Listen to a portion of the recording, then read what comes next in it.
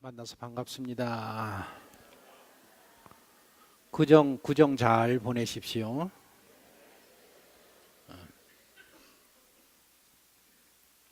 설날을 맞아서 5세에서 74세에 이르는 사람들에게 소원이 뭐냐고 물어보았답니다. 대부분의 사람들이 바로 대답하지 못하고 뜸을 들이다가 고심 끝에 대답했는데 나온 대답이 이런 대답들이라고 합니다. 아이들은 키가 5cm 더 크는 게 소원입니다. 생일 때 장난감 받는 게 소원입니다. 청소년들은 시험 성적이 올랐으면 좋겠습니다. 중학교 생활을 잘 적응했으면 좋겠습니다. 20대들은 스펙 향상과 취업을 꿈꾸고 있었고 30대들은 좋은 사람 만나서 가정을 꾸리고 싶습니다. 40대들은 가족과 모여서 살고 싶습니다.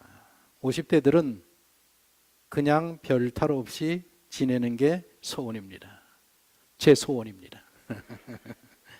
60대, 70대들은 건강과 자식 걱정이었습니다. 내가 아프면 자식들이 부담이 되니 건강하기를 원합니다. 그리고 우리 집의 첫째가 취직이 됐으면 좋겠습니다. 인터뷰에 참여한 사람들이 답변을 마친 뒤 하는 말이 이번 질문을 통해서 그동안 잊고 살았던 것들을 돌아보는 기회가 되었습니다. 라고 대답했다고 합니다. 설날을 맞이해서 여러분들의 소원은 무엇입니까? 바라기는 이번 설날을 통해서 그동안 잊고 살았던 것들을 다시 한번 되돌아보는 시간이 되었으면 좋겠습니다. 우리는 살면서 세 가지를 생각하자고 했습니다. 지난주 기억하십니까? 첫째는 지금까지 나는 어떻게 살아왔나? 내 인생은 지금 어디로 가고 있는가? 그리고 이 인생길에 누가 나를 도와줄 수 있을 것인가?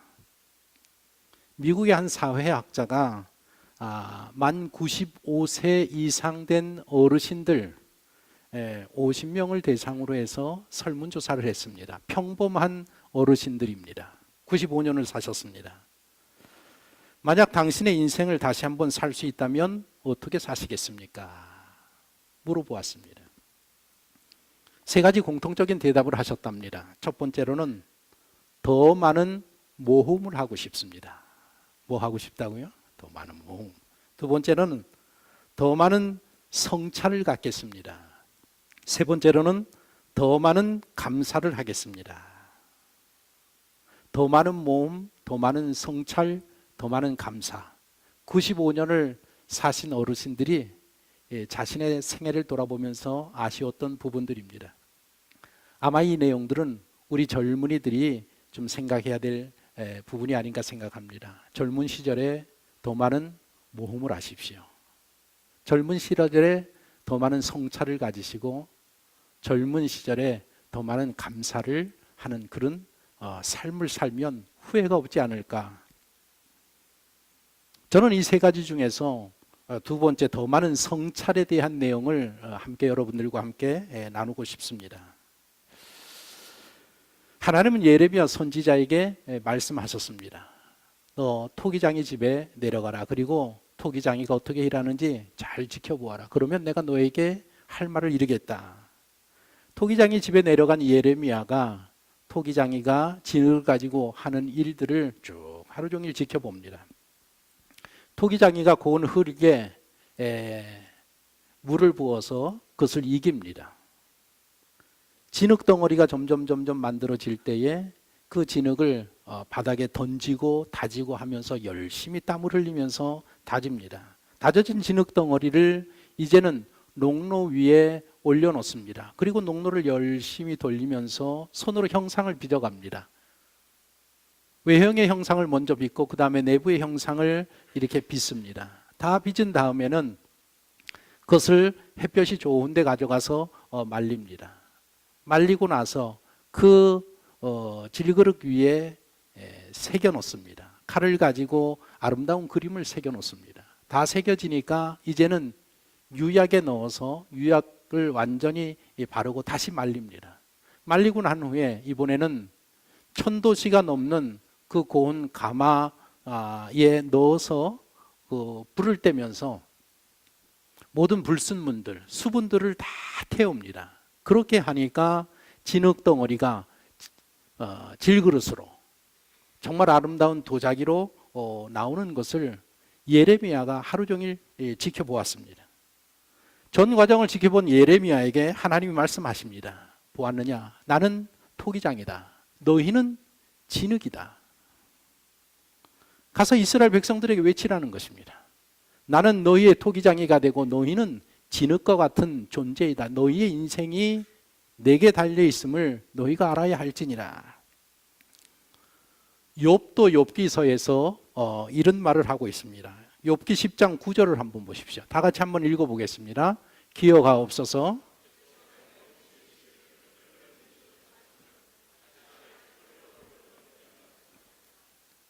흙을 뭉치듯이 나를 그렇게 창조하신 하나님을 욥이 고백을 하고 있습니다. 하나님은 그의 백성이 토기장이신 이 하나님 손 안에 달려있음을 상기하기를 원하고 계십니다. 그렇습니다. 하나님은 토기장이고 우리는 하나님 손 안에 있는 그런 인생입니다.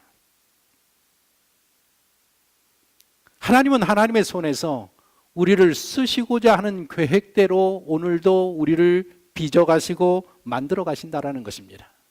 사람을 통해서, 사건을 통해서, 여러 가지 어려운 환경들을 통해서, 혹은 여러 가지 일들을 통해서 오늘도 부지런히 하나님은 우리를 하나님이 원하시는 사람으로 만들어가고 계신 중인 것입니다. 여러분들의 지난 생애를 한번 돌아보십시오. 하나님은 이미 많은 사람들을 여러분들에게 보내주셨습니다. 내 기억 속에 정말 좋은 사람이 있었던 기억도 있고 정말 안 좋은 사람의 기억도 있습니다. 그러나 분명한 것은 그 사람들이 우리의 인생에 많은 영향력을 이미 미쳤다라는 것입니다. 그 사람들의 만남을 통해서 우리의 인격을, 우리의 인품을 하나님은 계속해서 다져가고 계신 것입니다. 뿐만 아니라 하나님은 여러분들의 인생에서 일어나는 크고 작은 사건들을 통해서 당신을 빚어가고 계십니다. 사건에 대한 사전적인 정의를 찾아보니까 뜻밖의 일어난 사고라고 했습니다. 따라합시다. 뜻밖의 일어난 사고. 내 인생에 예기치 않은 사고들이 일어나고 사건들이 일어나는데 하나님은 그것을 통해서 우리를 빚어가시고 만들어 가신다라는 것입니다. 지난 한 주간 우리 사회에 어떤 사건들이 있었는가 제가 설교를 준비하면서 쭉 한번 정리를 해보았습니다. 월요일부터 토요일까지 어제 제가 신문을 잔뜩 쌓아두고 쭉 살펴보았습니다. 큰 사건들이 뭐 있었는데 이런 사건들이 있었습니다. 드루킹 조작 사건, 김경수 지사 판결 사건, 한유총 사건, 구제역 사건, 클럽, 버닝썬의 마약 사건, 문 대통령 따님 사건, 손혜원 의원 사건. 이건 아주 큰 일면에 나온 기사들만 제가 정리를 했습니다. 아마도 지난 한 주간 동안 이 사회에서 일어난 사건들에 대해서 이야기해 보라고 하면 오늘 하루 종일 이야기해도 다 이야기하지 못할 것입니다. 우리 사회에 크고 작은 사건들이 얼마나 많이 일어나고 있는지 알 수 없습니다. 그런데 우리 인생에도, 우리 개인의 인생에도 크고 작은 사건들이 계속해서 일어나고 있다는 것입니다. 그런데 하나님은 그 일어나고 있는 그 사건과 사고들을 통해서 나를 다져가시고 우리를 만들어가고 계시다는 것입니다. 제가 일부 예배 때 제 인생에 일어난 사건, 잊어버리지 못할 큰 사건 중에 하나를 소개했는데 제가 이 췌장 수술한 사건에 대해서 이야기를 했습니다. 이 시간에는 제가 무슨 이야기를 좀 할까 생각해 보니까 제 인생에 잊어버리지 못하는 큰 사건 중에 사건은 고등학교 3학년 때에 수학여행 가서 교통사고 난 거. 저는 그것을 잊어버릴 수가 없습니다. 이제 입시를 앞뒀습니다. 그런데 경주로 수학여행을 갔습니다. 그때만 해도 한 반에 50명이 넘는 학생들이었었습니다. 45인승 버스를 50명이 넘는 학생이 타니까 저같이 껄렁대는 사람들은 앉을 자리가 없습니다. 뒤에 친구들과 함께 막 놀다가 이 버스가 이렇게 S자로 이렇게 가는 그 낭떠러지에서 이 운전기사가 졸면서 그냥 달려서 낭떠러지로 떨어졌습니다. 그때 제가 다쳐서 3개월 동안 입원을 하고 이쪽 오른쪽 팔이 1인치가 지금 깁니다. 그때 사건 때문에. 최근에 우리 교회 권사님 한 분도 교통사고를 당하셨고 우리 집사님도 주차장에서 미끄러지셔서 팔 수술하시고 지금 회복 중에 계십니다. 우리 믿는 사람들을 사고를 당하면 무슨 생각을 하는가 하면 무슨 생각을 합니까? 내가 뭘 잘못했는지, 하나님 앞에 내가 뭘 실수했는지, 성수주의를 안 해서 그랬는지, 헌금을 띄어먹어서 그런지, 하나님 앞에 뭔가를 잘못해서 내가 벌을 받는다라는 생각을 우리는 자동적으로 합니다. 그러나 사고가 일어나는 모든 것들이 우리의 죄 때문에 일어나는 것은 아닙니다. 그러나 그러다고 할지라도 하나님은 내 인생에 발생한 사건들을 사용하십니다. 내 자신을 돌아보게 하신다라는 것입니다. 저는 차가 낭떠러지로 떨어지는 그 순간을 아직도 생생하게 기억합니다. 아마 그 시간이 얼마나 됐겠습니까? 낭떠러지로 떨어지는 게. 그러나 그 낭떠러지로 떨어지는 그 시간에 제 안에 그 안에 있으면서 그 시간이 얼마나 긴지 몰랐습니다. 제가 태어나서 고3 될 때까지의 모든 생애를 제가 그 순간에 다 보았습니다. 그리고 그때 제가 회개했다라는 거 아닙니까? 지난번에도 말씀드렸듯이 저는 어려서부터 목사를 하겠다고 했었는데 머리가 크면서 고3쯤 됐을 때는 나는 절대로 목사는 안 하겠다. 난 절대로 목사는 안 하겠다. 그 마음을 갖고 살다가 교통사고를 맞았어요. 그래서 제가 그 버스가 굴르면서 낭떠러지로 떨어지는 그 순간에 기도를 했다라는 거 아닙니까? 뭐라고 기도했는가? 하나님, 이번에 살려만 주시면 제가 꼭 목사가 되겠습니다. 저뿐만 아니라 우리 모든 성도들이 크고 작은 사건 속에서 이런 경험들을 하셨을 것입니다. 하나님은 사건과 사고를 통해서 우리의 정체성, 내가 누구인가를 점검하게 하시고 되돌아보게 하시는 하나님이십니다. 성경 인물 가운데에 다니엘이라는 인물이 있습니다. 다니엘이라는 인물은 정말 입지적인 그런 인물입니다. 다니엘과 요셉이 타국에 가서 다른 나라에 가서 총리를 하지 않았습니까? 요셉은 그 당시에 이집트라는 가장 강력한 제국, 세계에서 내노라 하는 그 제국에서 총리가 되었습니다. 다니엘은 제가 개인적으로 생각할 때는 다니엘이 요셉보다 한 수 위라고 저는 생각을 하고 있습니다. 왜냐하면 다니엘은 바벨론과 페르시아 제국에서 총리를 한 사람입니다. 이 두 사람이 타국에서 총리를 하면서 그 제국에서 총리를 하면서 히브리 민족을 위해서 자기 민족을 위해서 배후에서 수많은 일들을 합니다. 이스라엘 백성들이 애굽에서 그렇게 번창할 수 있었던 것은 애굽에 그 요셉이 뒤에 있었기 때문에, 그리고 바벨론 포로에서 귀환하고 평안한 생활을 할 수 있었던 것은 이 다니엘이 총리로 있었기 때문에 그 일들이 가능했었습니다. 하나님께서는 그 일들을 하라고 이들을 총리로 세워주셨단 말입니다. 다니엘이 20세 전후로 해서 나라가 망합니다. 바벨론에게 멸망을 당하고 포로로 잡혀갑니다. 포로로 잡혀갔는데 바벨론 제국의 정책은 무엇인가 하면 무조건 사람들을 포로로 끌어가는 정책이었었고, 페르시아 제국은 포로로 잡혀온 사람들을 다 고국으로 보내는 그런 정책을 펼쳤습니다. 느부갓네살 왕이 바벨론 포로로 다 잡아오고 난 중에서 각국에서 최고의 석학들, 인재들을 발굴해서 인재 양성을 합니다. 어마어마한 제국을 이끌어가려고 하니까 그 언어가 되고 그 나라의 문화를 아는 많은 아마 인재들이 필요했었을 것입니다. 그래서 인재 양성하는 학교를 세웁니다. 3년 동안 훈련을 합니다. 거기에 발탁된 사람이 바로 다니엘과 세 친구 사드락, 메삭, 아벳느고가 발탁이 되어서 3년 동안 풀 스칼라십을 받습니다. 이번에 우리 교회에서도 풀 스칼라십 받은 학생이 있어서 너무 감사한데, 풀 스칼라십을 받으면 얼마나 좋은지 모릅니다. 저도 받아봐서 압니다. 학비 다 되지요. 먹을 거 입을 거 다 주지요. 교재값 다 대주지요. 용돈까지 줍니다.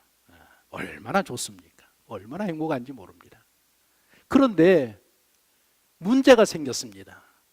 조건이 뭔가 하면 왕이 제공하는 특별한 음식, 왕은 배려하는 겁니다. 그래서 제일 좋은 음식으로 이제 그들에게 제공을 하는데, 문제는 뭔가 하면, 다니엘과 세 친구에게 있어서 문제가 뭔가 하면 그 음식들에는 하나님이 금하는 음식들이 너무나 많았다라는 것입니다. 예를 들면 돼지고기 같은 것들은 히브리인들이 먹지 못하는 음식입니다. 지금도 그렇습니다.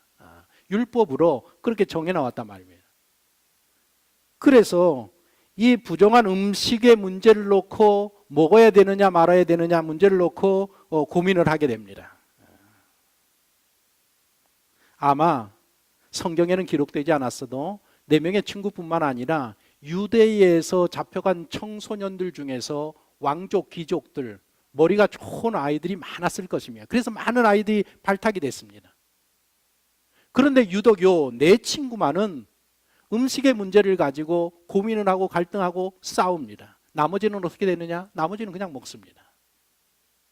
나라가 망했는데 그게 무슨 의미가 있겠습니까? 전쟁 포로가 되었는데 그게 무슨 의미가 있겠습니까? 유학 시절에 제가 보니까 일찍이 집안이 좋아서, 형편이 좋아서 조기 유학 온 학생들이 굉장히 많았습니다.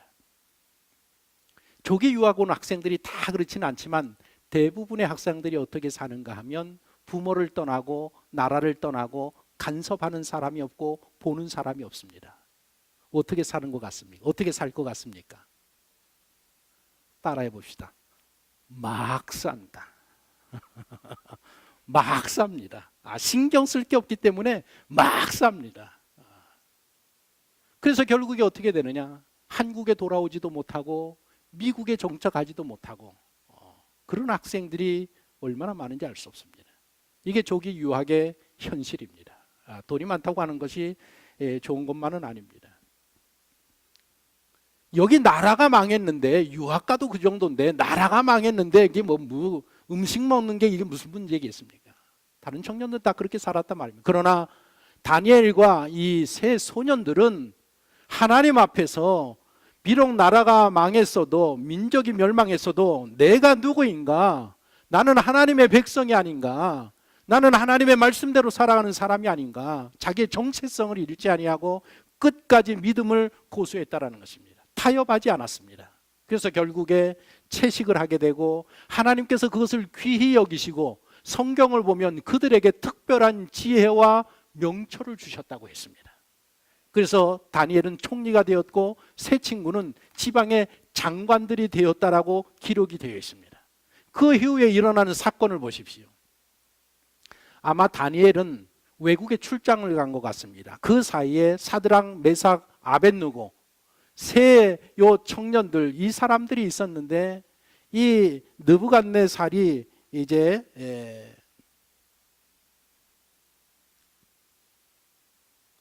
금 신상을 세우고 절하라는 그런 법을 만들어냅니다.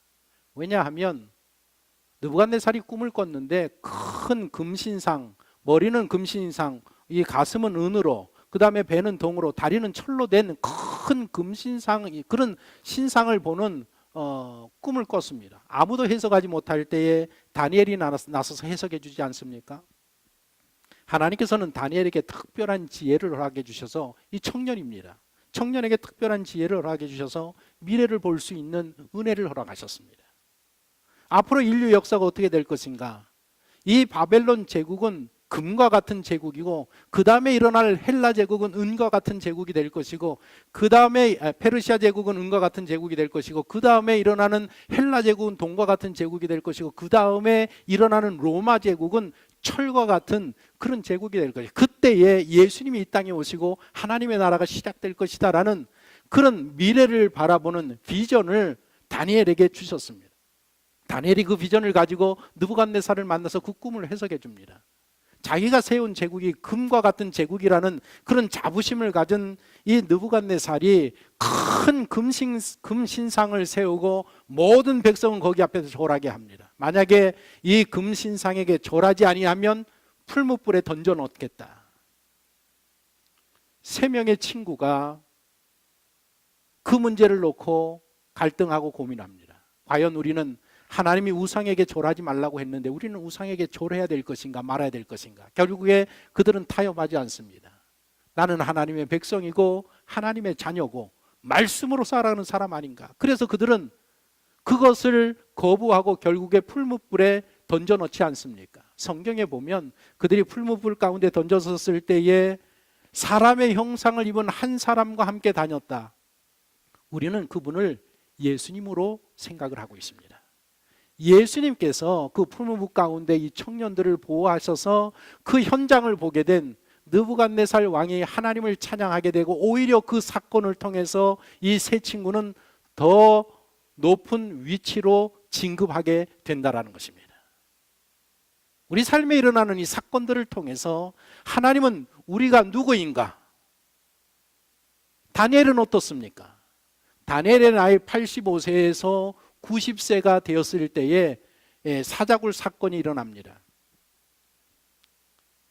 나이 많은 이 노인이 그리고 포로 출신인 이 유대인이 페르시아 제국의 총리하는 것에 대해서 배를 아파하던 이 고관들이 이제 이 다니엘을 제거하기 위해서 다리오 왕을 찾아갑니다. 페르시아의 왕 다리오를 찾아갑니다. 다리오 왕을 찾아가서 뭐라고 하는가 하면 30일 동안만 이제 어떤 신에게도 어떤 사람에게도 기도하지 못하도록 오직 당신만 바라보는 그런 법령을 제정해 주십시오. 그래서 당신의 그 위엄을 높이시는 게 어떻겠습니까? 그 말도 안 되는 것을 제안하고 그것이 통과가 되어서 30일 동안은 그 누구도 어떤 신에게 절하지 못하는 법이 정해집니다. 그 현장에 누가 있었느냐? 다니엘이 있었습니다. 다니엘이 돌아와서 성경을 보면 여전히 다락방으로 올라가서 예루살렘을 향한 창문을 열고 예전에 그랬듯이 하루에 3번씩 하나님 앞에 기도하였더라. 하루에 몇 번씩? 3번씩. 그 사건 가운데에 다니엘은 나는 하나님의 자녀고 나는 하나님 앞에 기도하는 사람이다. 타협하지 않았습니다. 어떻게 되었습니까? 사자굴에 던져지지 않습니까? 그러나 어떻게 됩니까? 또 주님께서 보호해 주셔서 사자들이 그 주변에 그냥 둘러앉아 있는 그 모습을 보면서 다리오 왕이 하나님을 찬양하게 되고 대적자들이 오히려 그 사자밥이 되고 다니엘은 자기의 주의가 견고해지는 그런 계기가 되지 않습니까?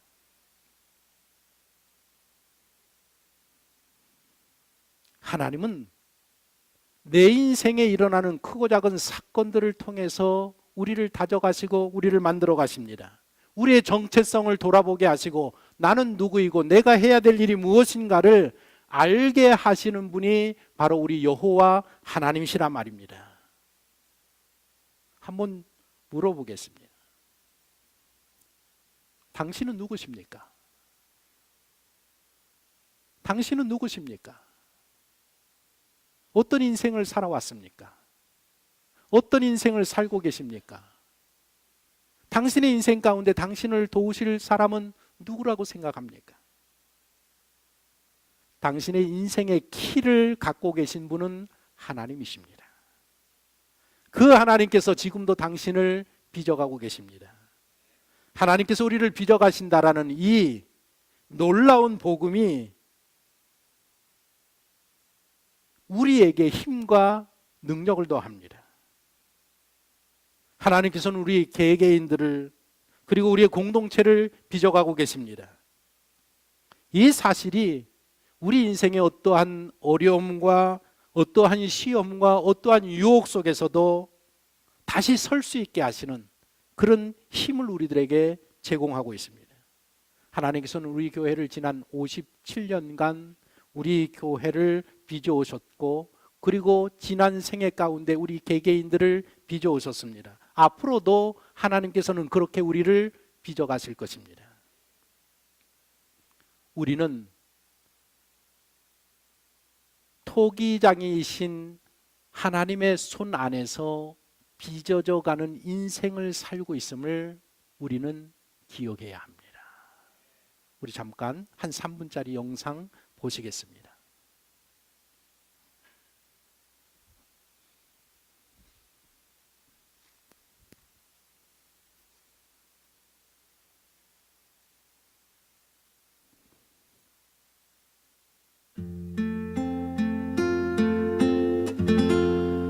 내가 너를 빚었단다. 나는 너의 토기장이. 내가 너를 만들면서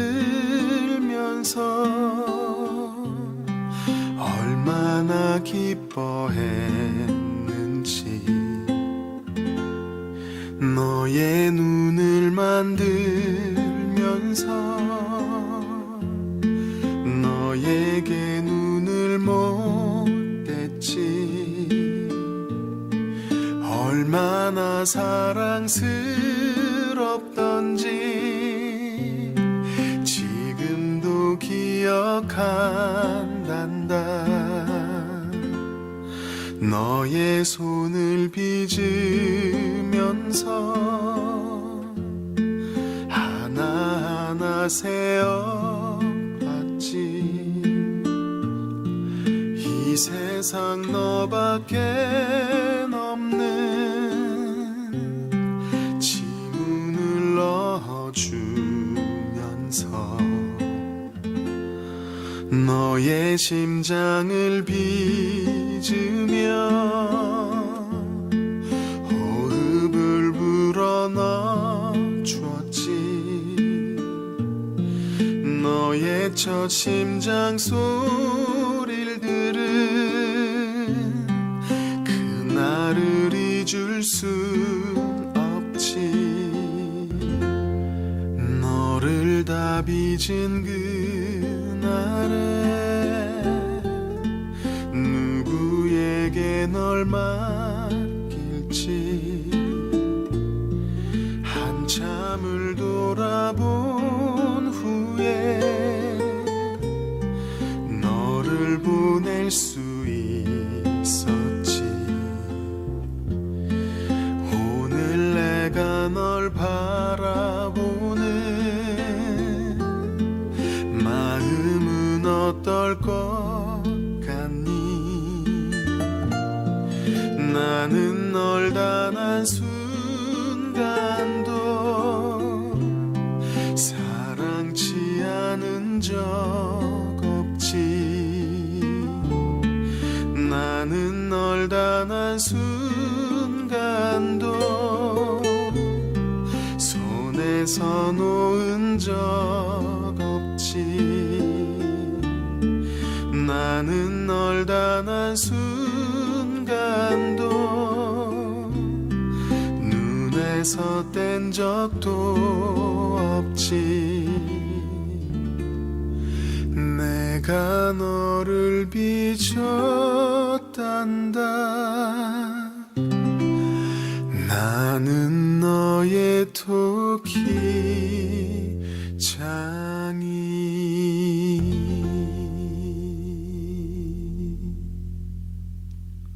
당신의 인생이 하나님 손 안에 있는 것을 믿으시기 바랍니다. 당신은 오늘도 빚어가기 위해서 하나님은 사람을 보내주시고 크고 작은 사건들을 통해서 당신을 다져가시고 하나님이 원하시는 그릇으로 반드시 만들어서 하나님이 사용하시고 영광을 받는 귀한 하나님의 백성입니다. 이 한 주간 동안 그 하나님의 손길을 바라보면서 주와 동행하는 우리 모든 복된 성도가 되시기를 예수 그리스도의 이름으로 축원합니다.